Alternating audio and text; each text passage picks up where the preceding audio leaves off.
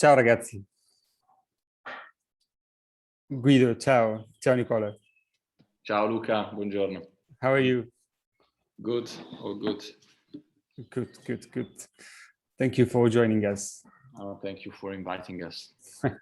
There's also Willem. How are you? All good.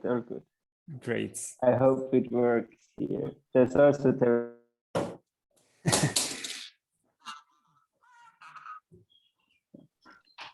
Hello. Hey. Can you hear me like this? Yeah.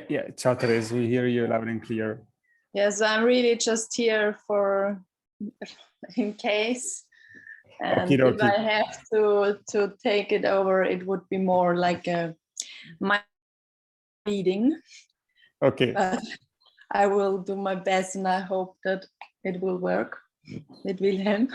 Yeah, it was a total mistake from my side. I totally misread the dates you sent. And no worry. I mean, we will try to sort it out. Otherwise, we will postpone. But yeah, no, I guess it should work. So. Fingers crossed. And Giacomo, I think he's also here, and Gael as well. Hello. Ciao Giacomo, ciao Gael. How are you? Fine, and you? Yeah, good, thank you. You're together but splitted. Yes, exactly. Good. Okay. Now, so I think we begin. We are in time. We thank you formally for taking part to this 11th talk, a Wednesday session. So it's a strange one, let's say. And we have the pleasure today to host Giacomo Ortalli and Gael Verrier, and then TAB Collective and GANKO that will conclude the session. So I will briefly introduce you before to leave you the word. We will follow these orders. So ORTALLI VERRIER will talk first, then TAB, and GANKO will close. Gael Verrier and Giacomo Ortalli, they will be part of our physical exhibition at Antonia Iannone Gallery. And they are a practice founded in 2013. They are very much into architecture, research, education, design and urbanism. And they shared before getting alone as a studio, they shared the experience of working at Atelier Zumthor in Haldenstein. They spent several years there, and they taught also in several schools like the Accademia in Mendrisio, the ETH Zurich, ESA in Paris.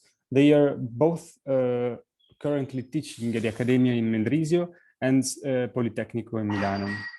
And they are also involved in research and editorial thanks to Espacium.ch and Cosa Mentale edition.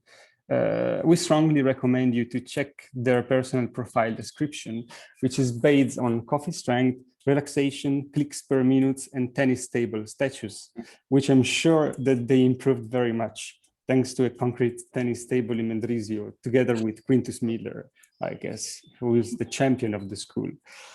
They will be part of the, as I said, of the next Fake Authentic exhibition with a project named Cocoon, an unexpected, very clever kiosk that plays so much with icons and intelligence. So we thank you again and enjoy Giacomo and Gael. Thank you, guys. Thank you, Luca.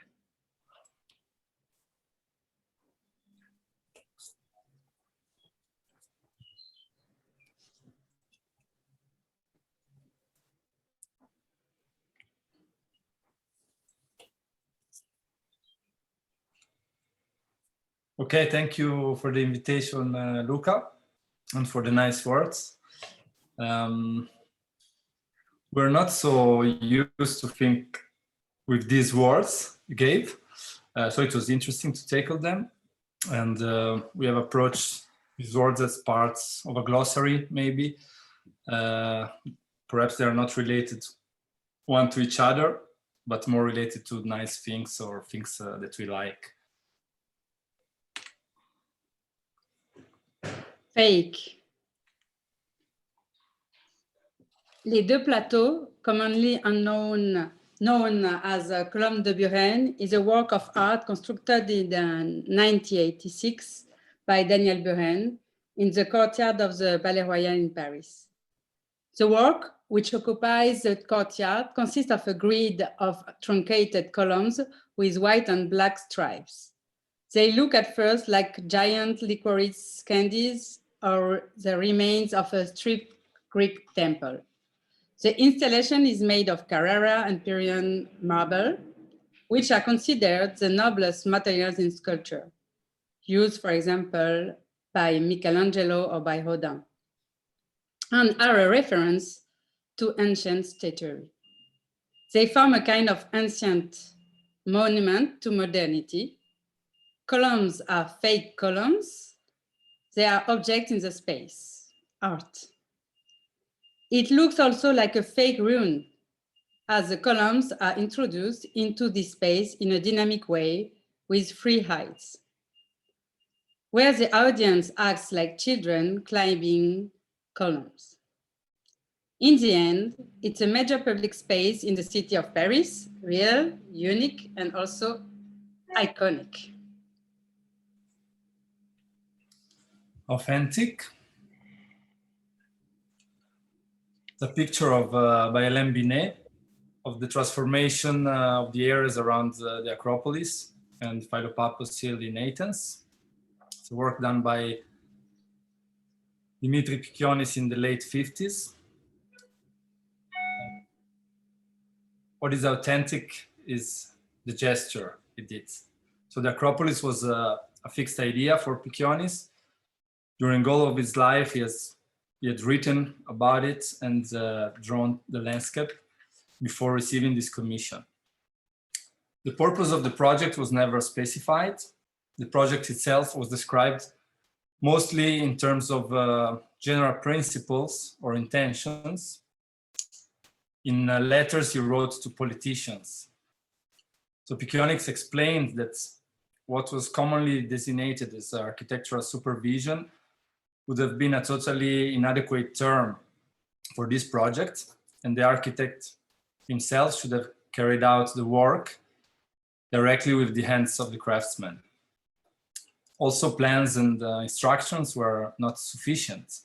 So the architect will have to revise all building methods currently in use and somehow be inspired by ancient art. So in the 50s, he devoted himself to the project totally.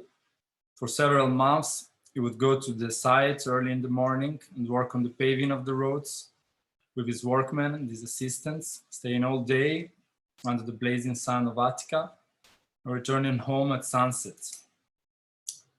His ability to keep it open and create this sense of uncertainty is due to this construction method of adapting every detail to the site. This makes it impossible to see a clear logic or an overall drawing to the roots, but a strong sense of unity emerges. The demolition of many buildings in the center of Athens had in fact the city and many sites of the city into cemeteries filled with fragments of the destruction. Pikionis used these pieces from the neighborhood for the paving, and other pieces found directly on site, which have been used for benches or special elements during the path. So the transformation and addition to the site seem to have been there forever as parts of a timeless landscape accessible to all. A huge and barely perceptible work that seems to be born directly from the earth. So it is not about authorship, but more of an authentic gesture of ongoing surveillance, also enigmatic, singular, and humble.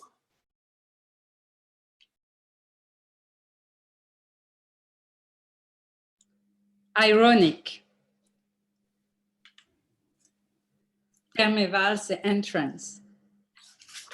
The place where Zumthor built the spa is a complex of hotels and apartment buildings from the 1960s, including 2 towers of about 10 stories.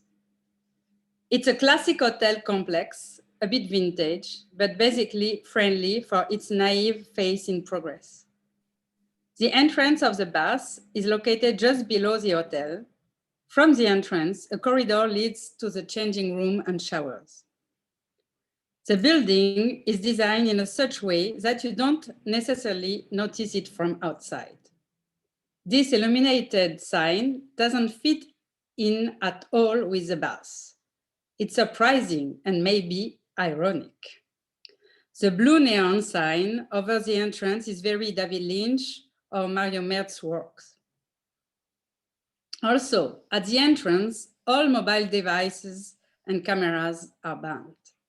The subterranean passage leading to the changing rooms have a dislocating effect from the outside world. There is a strong contrast with the archaic atmosphere inside the bath. The material changes are striking. You feel like you are entering into someone's mind. Diverging from the concrete and stone of the bath, the dressing rooms are paneled in polished red wood with black leather curtains suspended by warm copper rings to a supportive black steel rod. It would make a good setting for a high-end fetish movie. Iconic. This is Johnny's Coffee Shop, which is a former coffee shop on Miracle Mile, on the corner between Wilshire Boulevard and Fairfax Avenue in Los Angeles. The building was designed by architects Louis Armé and Eldon Davis, which are among the first designers of the style called Gucci architecture, which was very popular among motels, coffee houses, and gas stations. It was very much influenced by car culture, jets, space age, and atomic age. Gucci architecture was optimistic, experimental, and exciting. It wasn't just about futurism or expressiveness. It was very strategic to get drivers to stop and come inside for burgers and fries. Also, McDonald's empire started at that time with the now very famous Golden Arches. Johnny's combines the primitive and the futuristic. Neon lights and geometric shapes mixed with stone columns and lush greenery. The roof sits on angled pylons clad in natural stone, sloping towards the back of the restaurant, ending in a sharp decline that gives the illusion of movement like a spaceship ready to take off. Johnny's tells us about that period of the city of Los Angeles becoming suburban, out-oriented, also becoming a city of the future. Johnny's ceased functioning as a restaurant in the late 90s. However, the building was never demolished and it continued to be used as a set, a film set. It is iconic as the setting of much of the first act of the 1988 cult movie Miracle Mile, where this image comes from, in which the movie star learned that a nuclear war is about to begin. And also for scenes from American History X, Reservoir Dogs, and The Big Lebowski.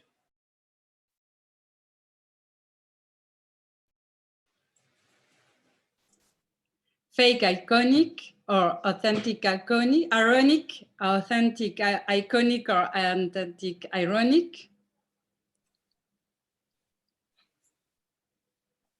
In the picture, the full-scale simulation of the pyramid as a main entrance to the Louvre Museum installed for public view in the Cour Napoleon before its construction. A set of cables indicated how large and tall the pyramid would be. The pyramids of Egypt are mythic monuments to the origin of Western culture, from architecture to the alphabet. They are a testament to the surprising fact that the human society could actually design something that could last for 5 millennia. Here, a glass pyramid marks the entrance of a new form of tomb, an art museum in contemporary Paris. The ambience is the one of the airport or a hotel lobby or a department store. What links the Louvre to the other public spaces? Its use of pictorial symbols addressed to an international public. Pyramid, fake pyramid. It consists of rhombus-shaped metal poles and triangular glass elements. Completed in 1988, it has become a landmark of the city of Paris. The fake pyramid is just an entrance. When you ask the visitors, why are you going to the Louvre? They give three answers. For Mona Lisa, for the Venus of Milo, and for the pyramid. Such icons participate in a broader phenomenon in the cultural landscape, the emergence of a communication system that overlays the contemporary experience of cities, buildings, and products with a code of repeatable, reduced icons which collapse a verbal message into a visual mark.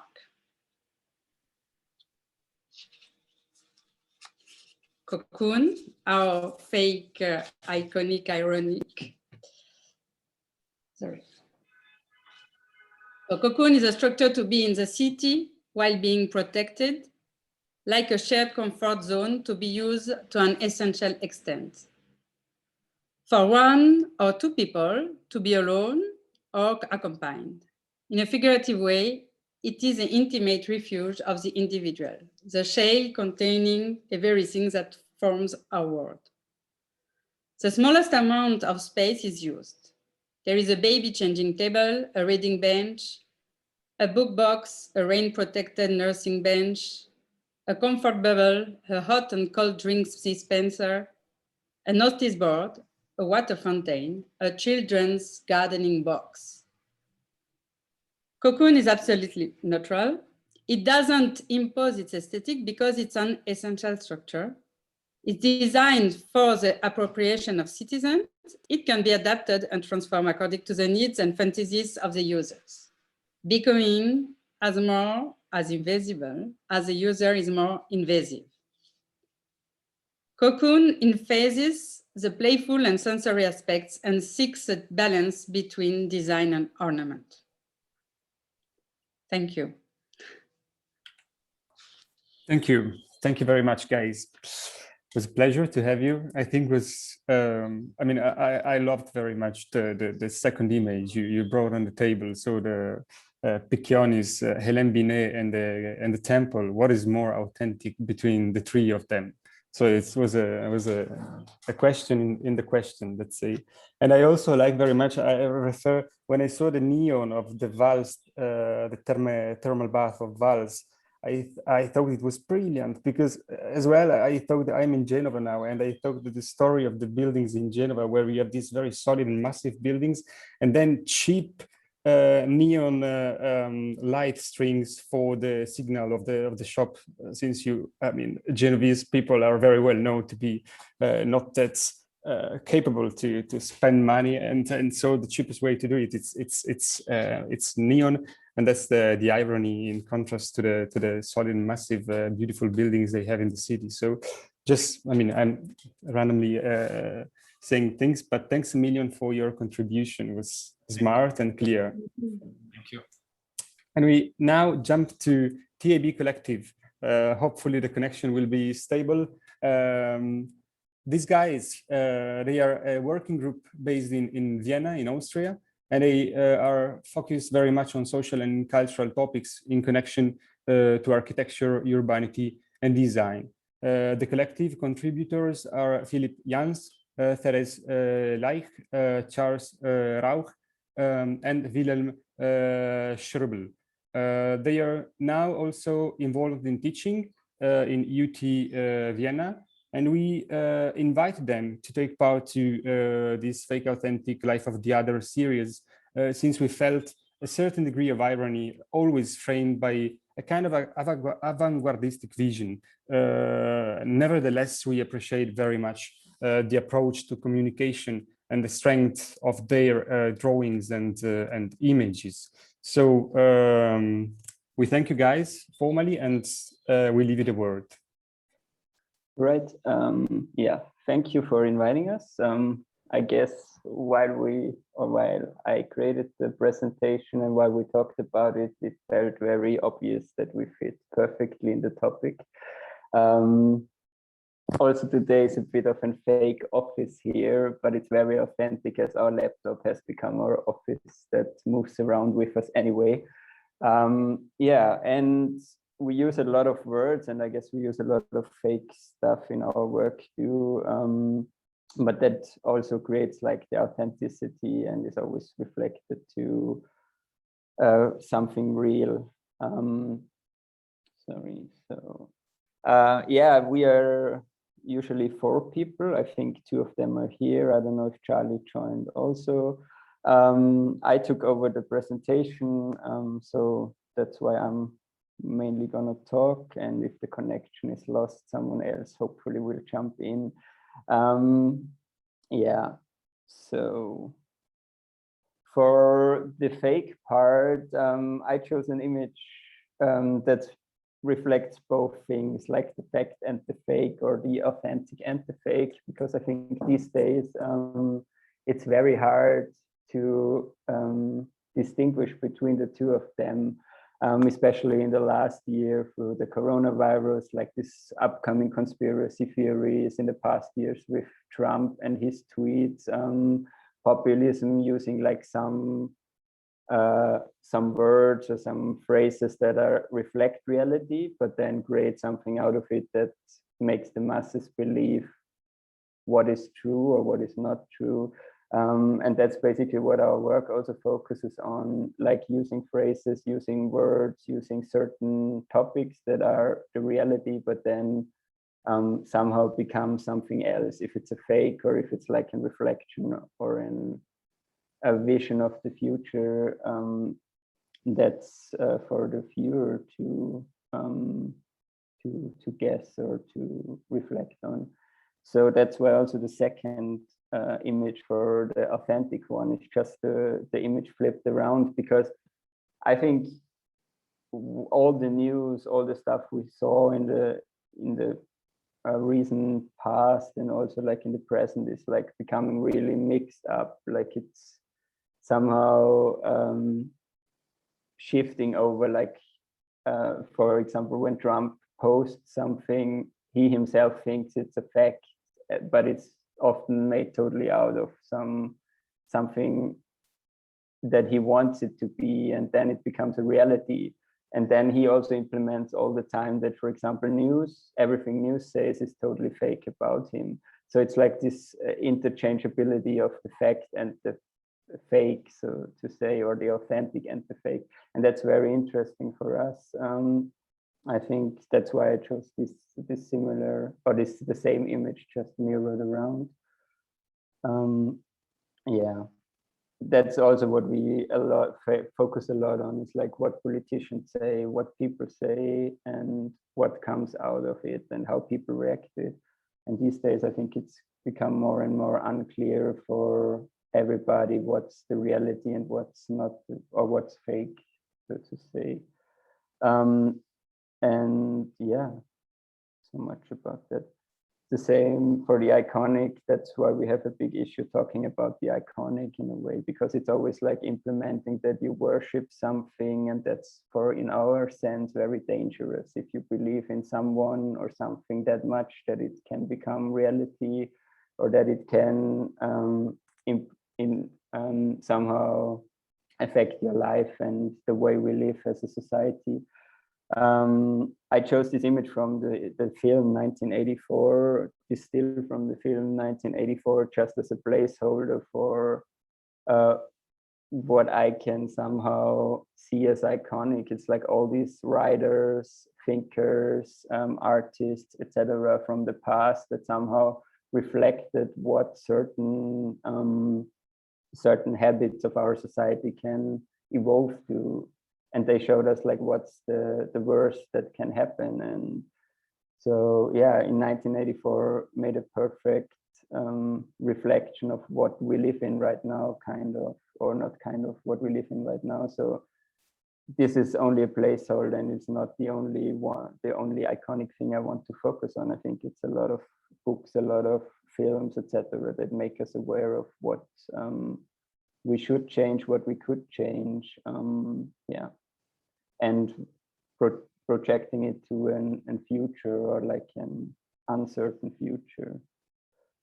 Yeah. For the ironic, we made this collage about politicians, because it sometimes, or these days, often feels like it's a satirical project or a comedy show, and it definitely is not. It's a very frightening and sad thing, with lots of populists, a lot of right-wing politicians too, but for us, it's hard to understand how these things can happen, how people still believe in them, especially in Austria. We have, like, from the right wing or from populist parties, we always have like scandal after scandal after scandal in several years, but still, for us, if you looking at it, it's very ironic and like totally not understandable how people believe in it, or how people can still follow what those people say. But yeah, if you are on the outside and seeing what effects that have, it of course it's not ironic, and it's very saddening and very frightening actually. And that happened with, like, yeah, a lot of statements, a lot of acts they do is just like totally stupidity. Yeah. So we chose the words combination authentic, ironic, which reflects on all the three topics I heard before in a way. The first thing we see, this thing is totally fake. I mean, who would somehow put the White House on Trump Tower? Like, that's definitely not possible from a technical, or maybe it is possible, but very hard to do from a technical standpoint. But when you see this image, it could be totally true. You would believe that Trump, for example, does this. Like he with his personality would totally be able to make you believe that that's going to happen in a way. Like he made people believe that it's going to happen with the wall to Mexico, like, and his statements, and that's a reflection of a lot of things that could happen. That people or that politicians try to implement worldwide.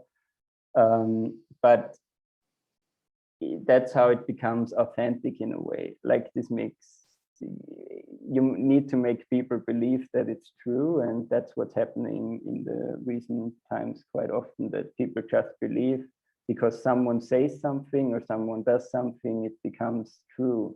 For us, we look at this image, it's totally ironic, it's total stupidity, but if you have the right framing and the right words saying it's going to happen, probably some people would believe it. So that's why we chose this image, because it shows this like inner conflict between what's reality, what could be, what couldn't be, and what happens if someone tells us that's going to happen. Yeah. So in a way, now talking a lot about politicians, a lot about words, a lot about images, a lot about what's reality, what's fake. I wanted to show our first work actually. We did it in 2015 on the rise of like the refugee movements, a lot of populist uprisings all across Europe. And for us, it was like the first borders were closed. It was discussed what's going to happen with Europe. How can we stop this flow, this racist stuff that's came up and so on. And we thought for ourselves, how can we as architects do something about it, or have a word in this discussion, or show people what's going to happen. So we created this work, which is like an fiction or a speculative work about the Europe of tomorrow, where Europe is split up again in nation states. We have like different nationalities, different cultures again. and we wrote stories from people living in these states, and in combination with images we created this new Europe, or this destroyed Europe, and we wanted to make aware with it of what we are on the brink on the way to lose at this time, because there was a lot of saying like, okay, Europe is fucked up, Europe's is not working. The mainstream mainly talked about the refugees, like how everything's falling apart and so on and so on. And we wanted to make aware what's the real benefit of a European Union. What do we as people, what is the positive side of an European Union that nobody was talking about at this time? Yeah, so here it becomes quite interesting, because we started with very with events that really happened. That's like the prologue of the book, actually. So as you can see in the beginning, there are dates on the left side. So we had like these real events, but at some point it just became like, I call it now fake events we created. And at the end of these fake events, our book starts, so to say, and we have split up and separated Europe. So this is one of the stories. I mean, you can read through it. So one nice thing that happened during the creation of the book was actually that we decided to have like the text we wrote translated into original languages. So we started to ask friends, people we knew, if they can translate it in their mother tongue. And this was an extremely nice side effect of this book, because at some point we had all the languages, we had people from all across Europe joining us in creating like this vision of a destroyed European Union, but we ourselves, in the process of creating it, created like a really united Europe that showed us that for us, it's like we have friends all over, we are super connected, we have like this network all across Europe, and it shows like this togetherness and this, this Europe that is actually there, but wasn't there at this moment. So that is one text, and the book is like 19 different states, and each of them has like these images that somehow show scenes or like photos, so to say, that are from the landscapes described in the text. This is one from Austria, where we have like this usually super nice landscape destroyed by these towers, watchtowers that stand on the border.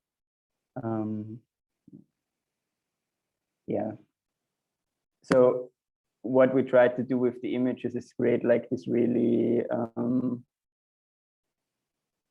nice looking images that are somehow just like destroyed by these borders and by these barriers that are created throughout Europe. And also like reflecting on some other borders that are not visible, like what if the internet is just censored or blocked.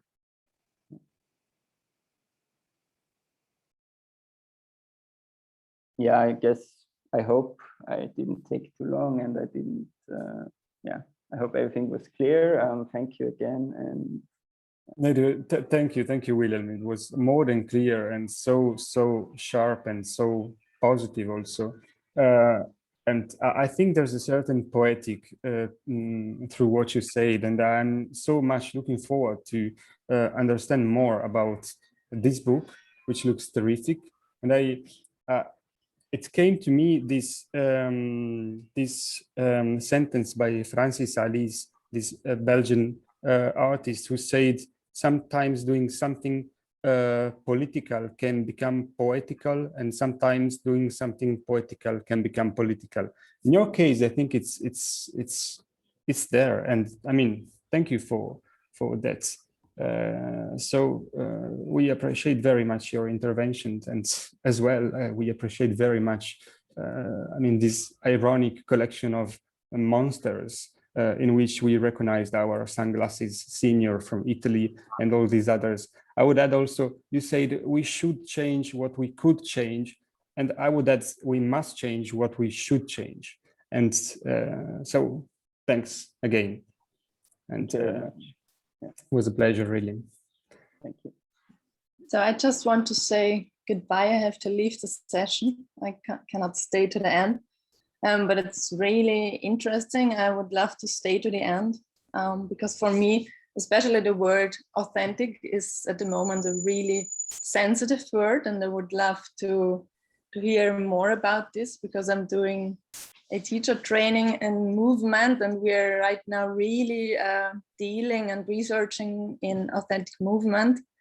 And it's such an important term in case, I think, of also in context of architecture, and it really opens my mind, and I'm really into going further with this authentic, fake, ironic, iconic. It's really inspiring. So thank you. Thank you, Therese. Thanks a million. Hope to see you very soon. Yes, goodbye. Thanks. Bye. Thank you, Therese. Okay.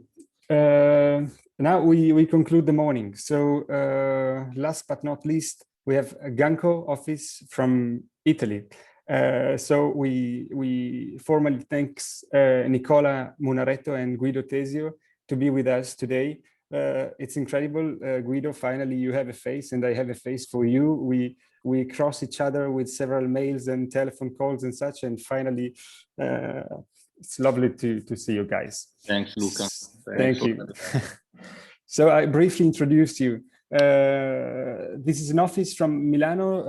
It's founded in 2017 by Nicola Munaretto and Guido Tesio. They came together after several personal experiences from Brussels to Lausanne, Beijing, Basel, and their practice spans between urban planning, architecture, interiors, and exhibitions, and as well research, I would say. They are also both currently teaching at EPFL of Lausanne and the Accademia di Mendrisio. We invited them since we are very much intrigued by a strong knowledge of the many nuances of architecture that pops out almost from every single project of the duo. Actually, and personally, we have been astonished by the marvelous work they presented in 2018, if I am not wrong, for the Fuori Salone, where they literally transform this space called Base, which is one of the most significant locations for that event in Milano. And we want to underline that and invite you to check it out, since we do believe that work represents a kind of abacus for good exhibition projects, and it contains all the many solutions brought to the public in such an intelligent and unexpected way. So GANKO, I mean, it's not only that, of course, but we invite you to at least check that out, and we are sure you will not be disappointed. So now we leave you the word, Guido and Nicola. Thanks a million again, and it's on you. Well, here I am. Thank you very much, Luca. Do you hear us actually? Yeah, perfectly. Okay. Well, thank you very much. I mean, I also thank you very much to the previous contribution, which I found very, very interesting and quite opening a wide spectrum of reflection. I mean, I think our contribution, we are also not very accustomed to labeling, but rather than labeling, separating things. I think, but indeed, this topic of fakeness and authenticity is something we are extremely attracted. So, and up to a certain point, used to, in the sense we are very fascinated by the idea that things are not, or not only, or not at all what they seem, and the truth or authenticity is somehow a matter of social consensus, which I think relates also to the previous contribution indirectly somehow. I think this is for us very important. I think for us what is ultimately authentic is experience, and experience can also be deceptive and up to a certain point deceiving. So I think there is a certain ambiguity we're intrigued And I think the fact that you asked us to separate between the tropes was a good challenge. I mean, talking fake, and which is a word which typically has a bad connotation, we like to start with something we love, which is Schinkelstentrum in Charlottenhof, which for us is a little bit a good example of how architecture understood as pure decoration, and up to a certain point, a layer which comes ex post, almost, let's say, removable and not ultimately authentically true in terms of the authenticity of construction, can produce fantastic experiences. I think this idea that architecture being somehow a scenography rather than something which is supposed to last is something we very much cherish, and it's something which we embrace, although of course with different means. I think that's the project you were talking about, which is ultimately a fake project in the sense that it tries to achieve maximum effect with minimum means, and it's ultimately Potemkin village, let's say, paper thin in terms of what it actually really is. And we like the idea that it looks very different from what it actually is. Then as for the authentic, we like this work by Rainer Beinem, which ultimately expressed the idea that what is really authentic nowadays is exactly not what you see, but what is, let's say, behind, let's say, the infrastructure. And I think this is a topic today which is increasingly intriguing, not only in architectural terms, but nevertheless, I would say we are also not interested in the authenticity per se, meaning if it's true that what is real is what is behind the curtain, we are in a way more interested in the curtain. And I think we cherish and we share a couple of projects which for us try to negotiate and mediate between these two tropes, the fake and the authentic. I think what is interesting for us in architecture is always to be neither too fake, neither too authentic. And I think the SIGGRAM represent a mise-en-scène of technology. We all know it's not exactly a seriously objective, honest building, but at the very same time, it represents technology. It not performs as technology, but is the mise-en-scène of technology. And I think it's suspended between being sincere and being a lie in a way. And there's another project in a way we look at with interest, because it expresses very much this idea of things being a representation of other things and never just being a thing in themselves. I think the Lloyd's building is the ultimate representation of technology, but it's in a way a cartoonish building at the very same time. So how much it is a machine, how much it pretends to be a machine. I mean, with this ambiguity, we don't really want to even solve, I would say.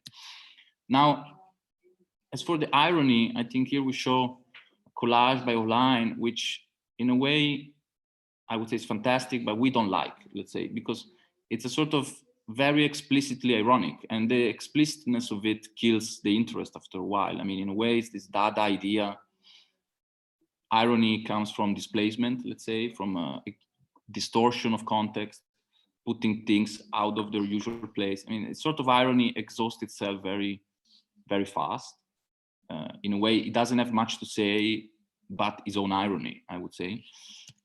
And we are more intrigued by projects we will retain a certain level of ambiguity about being and not being many, many things at the same time. I think this is, for example, a project we love because it is somehow an object which plays with tropes of technology, transparency, construction, in a way, a very modern project, which is supposedly very authentic, honest, readable, which all of a sudden turns into something very mysterious and deceptive and scenographic and theatrical. One could say very non-modern at a certain point. We put things together in a relatively arbitrary way, but these are all things we find that plays around the trope of authentic, fake, being reflection, partly a mirroring of the reality, but ultimately the most fake things you can imagine. Where does one think is true? When does a thing becomes fake? When the two things are simply together at once, neither one or the other. And I mean, we could go along with all these project which we simply show fast to show that we are interested in the combination of the two things. There's a certain irony in the use of certain elements which are supposedly there to make things clearer, and they are used in order to distort and this, you know, create confusion. I think it's a nice paradox. And there's certain interest from our side into things being simultaneously, one could say, iconic, but relatively ironic. I mean, the Faber and Dumas headquarters by Foster for us is endlessly coming back as a reference. It's a simultaneously very monumental.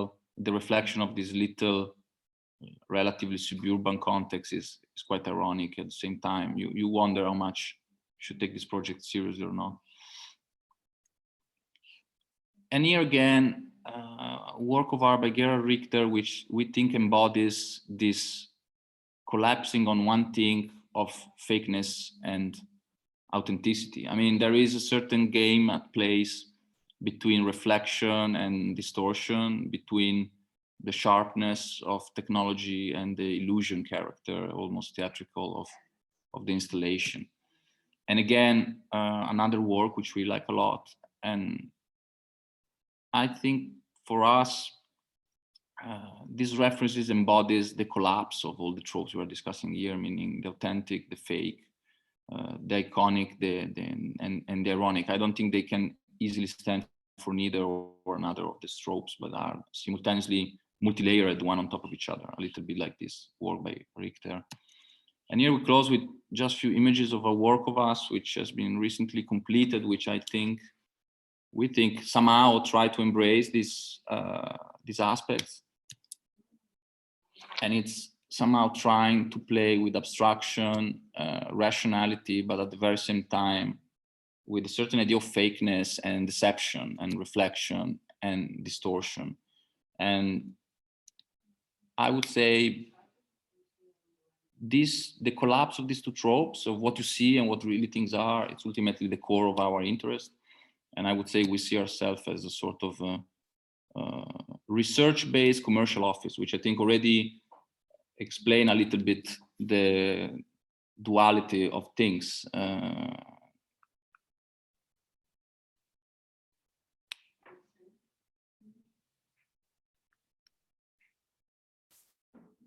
I think that's the end of our presentation. We were, I guess, very fast, but... Fast but cool. Thank you. Well, we try to be precise. I don't know if we managed, but thank you very much for, I would say, allowing us to test our ideas. These are good occasions, I think, to clarify to your own self what you actually want to do or already did. No, that's great. That's great and sharp. Thank you for that. I think what was very this things of intriguing ambiguity and non-labeling. I think it's kind of a wonderful approach. So I mean, you can try to distinguish what's fake, what's authentic, iconic, ironic, whatever in your picture, in the picture you presented. But in fact, in each picture, each of the four themes were all in almost, and I think that's great. So really, thanks a million for bringing on the table the king of irony, Hans Solheim, and the chandle of the motorbike, and Richter, and the reflection, distortion, all these things that I think were sharp enough. And thanks for that, guys. Thank you. Thank you. So, I mean, we formally conclude this session, inviting you to the next event, which will be this Friday. Actually, this week is very condensed, and we will host Matteo Bimbi, and then Chemetic Blue, and William Guthrie that will conclude the day. So again, have a nice lunch, guys. Thanks a million for your time, and we look forward to see you very soon, hopefully. Thank you. Thank you very much again. Ciao. Ciao a tutti. Ciao. Thank you.